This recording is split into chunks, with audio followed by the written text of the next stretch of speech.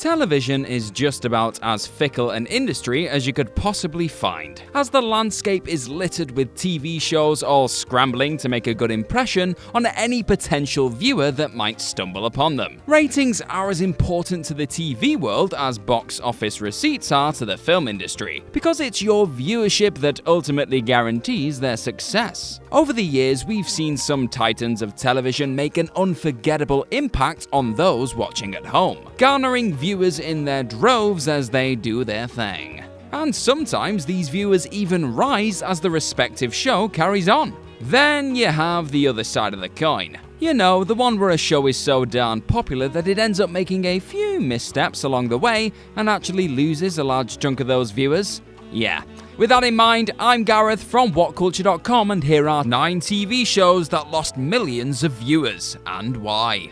Number 9. Supergirl. We may talk about how Arrow started this wave of modern-day superhero TV, while The Flash took it to a whole new level. But no single episode of the Arrowverse has been more watched than the pilot of Supergirl, which brought in a staggering 13 million viewers. Though those viewers decreased over the course of the first season, it did bring in an impressive average of 9.8 million throughout its run. Supergirl's dramatic decline can easily be explained away, however, by the show's move from CBS to sister network The CW, following the conclusion of its first season. While that did allow it to continue on, officially bringing the Girl of Steel to the home of the Arrowverse, it also robbed the show of a massive chunk of its viewership, as the CW brings in considerably less viewers than any of the other big 5 networks. Of course, as with every show, the typical fatigue viewer decline has set in over time, but the 3 million drop between seasons 2 and 5 is actually pretty standard for the CW. Number 8. Grys Anatomy.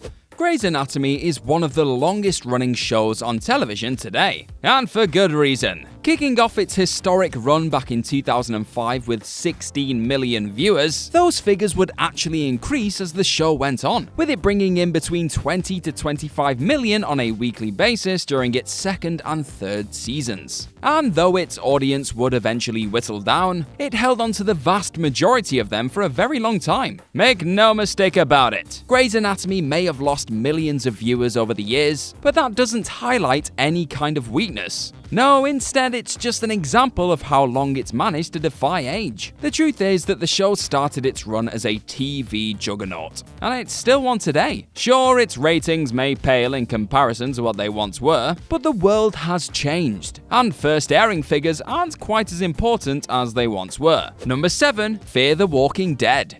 Fear the Walking Dead had the benefit of premiering during the height of The Walking Dead's popularity, earning the viewership of its parent show right from the beginning, as its premiere episode pulled in 10 million viewers. But here's the thing with Fear, it's not its parent show, and as fans realized that, viewers began to drop with each episode. In spite of that, the show still found its own audience of between 4 to 5 million viewers on a weekly basis, which is still really good for a cable network like AMC. However, Scott Gimple's reign of bland terror that tanked The Walking Dead was transferred to Fear, as he became the executive producer of the spin-off. He and new showrunners Andrew Chambliss and Ian Goldberg killed off all the good characters, maintained the bland ones, and even brought The Walking Dead's personality vacuum Morgan in to headline the show. And that is what ultimately killed anyone's interest in the show. Number 6. Terminator: The Sarah Connor Chronicles. Back when the Terminator trilogy was a thing, the Sarah Connor Chronicles became the first T2 sequel to disregard the third entry in the franchise. Before that was the cool thing to do. And it brought the iconic film series to the small screen, where it was met by the 18 million people that watched its pilot episode. By the time the show was cancelled, however, following the conclusion of its second season,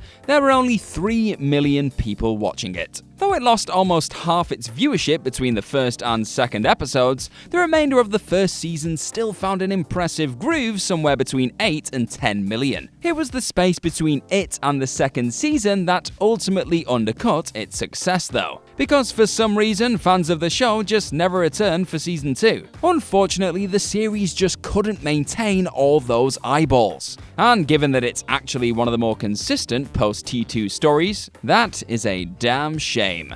Number 5. Once Upon a Time. A magical reimagining of some of the most iconic fairy tales ever told, Once Upon a Time's uniqueness as a show reflected in its strong ratings, as it pulled in an average of 11 million viewers throughout its first 2 seasons. And in spite of the fact that it would suffer a number of declines over the years, it always managed to recapture folks' attention with its unique spin on some beloved stories. Sadly, the sheen would eventually wear off sometime around the 5th season, when the ratings never recovered from the typical mid-season lull, as the show began hitting series lows of 3 to 4 million on a weekly basis. As it usually managed to overcome the aforementioned lull, Season 5's decline could have had something to do with fatigue, as fans grew weary of repetitive storylines as well as the fact that their favourite characters were consistently robbed of their happy endings. In the end though, the 7th and final season's dramatic decline was simply down to the fact that the showrunners attempted to reboot the series following the narrative's conclusion, something that ultimately got it cancelled.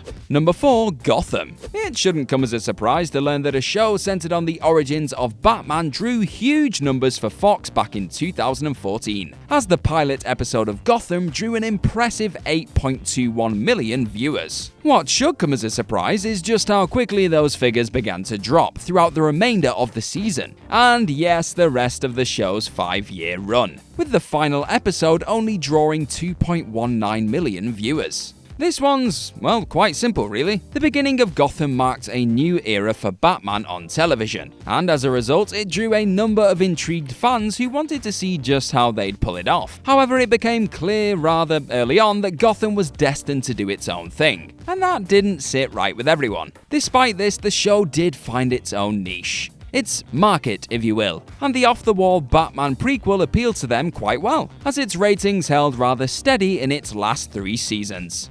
Number 3. Prism Break.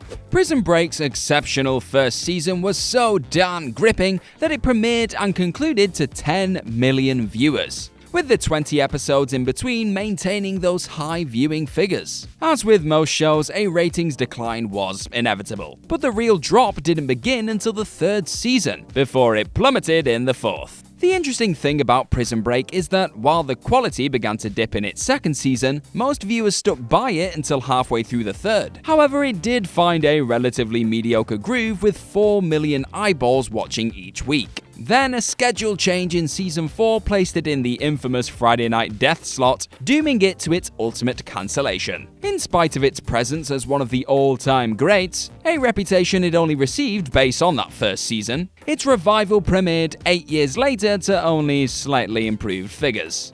Number 2. Glee. Glee took the world by storm in 2009, becoming a pop culture phenomenon the likes of which had never quite been seen on television before. Starting its very own movement, the pilot's early premiere picked up almost 10 million viewers, and after maintaining most of its audience throughout the fall, the mid-season break saw those figures increase to weekly doses of 13 million, figures it maintained well into its 2nd season. When the hype had settled slightly, the show found a solid audience somewhere between 6 to 9 million for its 3rd season, but in its 4th and 5th seasons the cracks began to show, with the latter only pulling in an average of 1 million viewers in the back half. Its final season, however, managed to improve a little bit, bringing in an average of 2 to 3 million a week. Following the graduation of the original cast at the end of the 3rd season, the quality of the show declined dramatically, as the creators were unable to figure out what they ultimately wanted it to be. While the New York graduates had the more intriguing stories, they were almost too mature for Glee's audience, and the newbies back at McKinley High were little more than carbon copies of the originals. On top of all that, the show lost part of its soul after the real-life death of star Corey Monteith, which may have explained why there was such a sharp ratings decrease in the episodes that followed the beautiful tribute to the young actor. Number 1. The Walking Dead. Though The Walking Dead premiered to a solid 5 million viewers, those figures significantly increased with each passing season as the show's popularity skyrocketed. By Season 3 it had increased to 12 million, by Season 4 it had gone up to 16 million, and by Season 5 it was bringing in 17 million viewers a week. In any other case, The Walking Dead's ratings decline would have been totally normal across a decade of viewing, but given that it steadily increased released each season until the 6th, the loss is clearly down to a lot more than that. While Andrew Lincoln's departure was the final nail in the coffin of The Walking Dead's juggernaut era, the fact is that people stopped seeing The Walking Dead simply because The Walking Dead stopped being must-see. Sorry to break it to you, but that's just how it is.